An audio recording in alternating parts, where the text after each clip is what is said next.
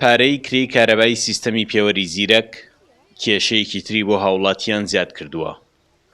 لە کفری خەڵک ناڕازیە لەو بڕەپارەیەی بە خوێندنەوەی ئەم سیستەمە بۆیان هاتووەتەوە. وەلا ناڕازیە ئێمە دەوز جیازەکان بە سێ مانگە 4 مانگە 263,000 بۆ هاتەوە.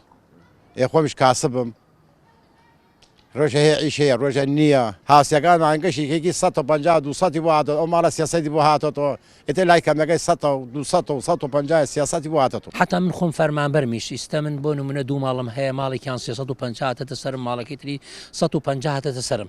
من مەگەر من موچەکەم دووبارە وەرگریم و هەم تەسلیم حکوومەتی کەمەوە داواکارین ئەگەر پێوەرەکەش دانن بەڵام سعری ئەم سعری کارەباکە کەم بکرێتەوە با پێوەرەکەم مێنێ بە سعری کەم بکرێتەوە. کەمتر لە ساڵێکە کار بە پێوەری زیرەک دەکرێت بەڵام بۆتە جێی نیگەرانی. سکاڵاکانی خەڵکمان گەیاندە لایەنی پەیوەنددار ئەوان دەڵێن هەر کەس لەو بڕەپارەیەی بۆی هاتووەتەوە ناڕازیە سەردانمان بکات.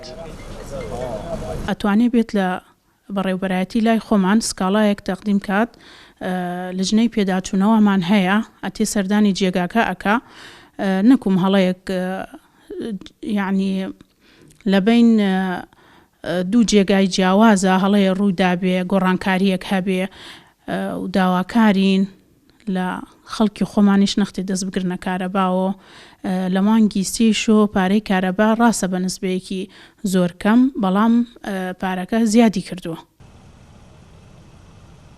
یەکەم کرێی کارەبا بەم سیستەمە پارەی 109 ڕۆژی ڕابردووی بەکارهێنانی کارەبایە. هەندێک لە ماڵان تووشی شۆک بوون کە بڕەپارەکەیان بینیوە. حکوومەتیش دەڵێت لەمە دووە ئاگاتان لە خەرجی کارەبا بێت. سامانکەریم کورد سات نیوز کفری.